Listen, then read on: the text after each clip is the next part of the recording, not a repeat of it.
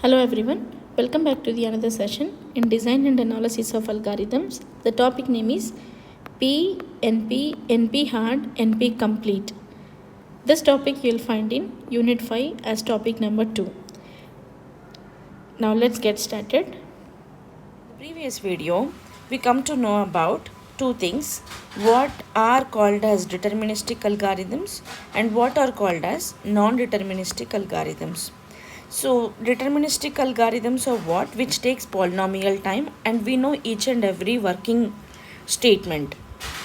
And non-deterministic algorithms are what?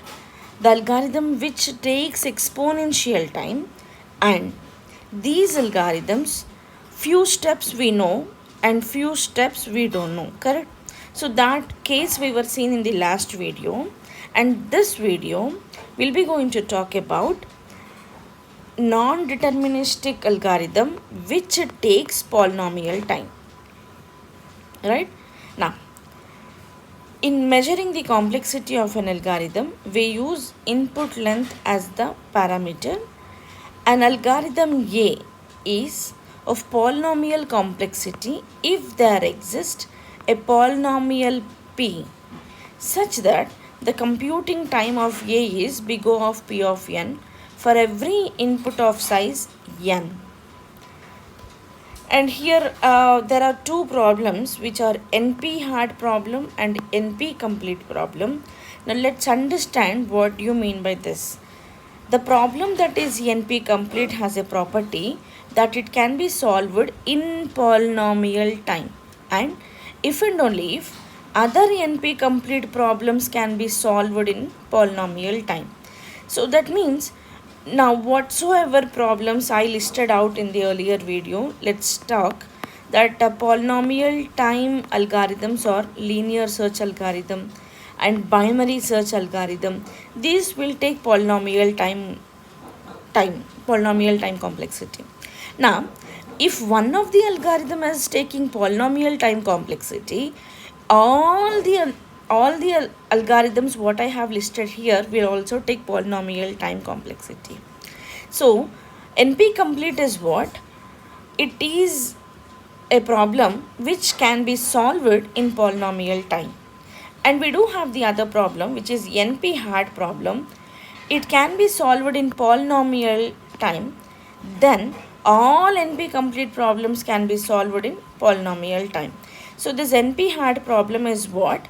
Non-deterministic algorithms. That means the algorithm which takes exponential time, that also will take polynomial time to get completed, right? Because in the earlier case, in the earlier video, we were discussed about this, that if you have some searching algorithm, we go to that statement. Now let's see this one. This is what non-deterministic algorithm, because you know about only few steps. That the few steps are what? If I wanted to search any key element, now let's look at this. I wanted to search some key element in the given set of elements. Before I come to this condition, if I execute this choice, if I pass some arbitrary constant to this choice function, I can write the index of array through the j identifier or through j variable. So here choice is what? It is a function which is working to give very fastly that the index of a variable. So it takes only a constant time, and it is what? Best time. You have two algorithms which gives polynomial time, big O of n and big O of log n. If I have an algorithm which gives me one time, that is of big O of 1, then it is constant time. So I may feel very comfortable to have this complexity in the case of polynomial time. But I don't know what choice function code is.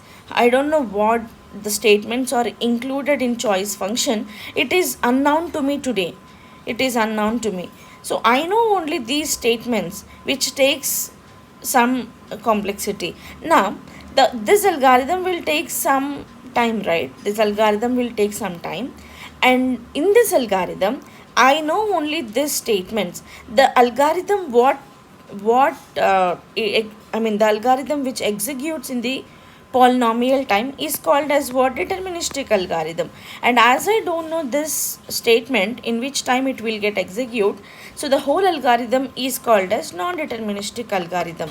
Now the point is very clear that this algorithm will take polynomial time also, correct? Polynomial time also. Now, so this video will helps you out to understand that we will write polynomial time algorithms. That means we'll not write exponential again because it is waste of time. We will be writing non-deterministic algorithms which is taking polynomial time. And these are what NP hard problems. NP complete is algorithm which takes polynomial time. NP hard problems are algorithm, non-deterministic algorithm which executes in polynomial time. So that is what NP hard and NP complete.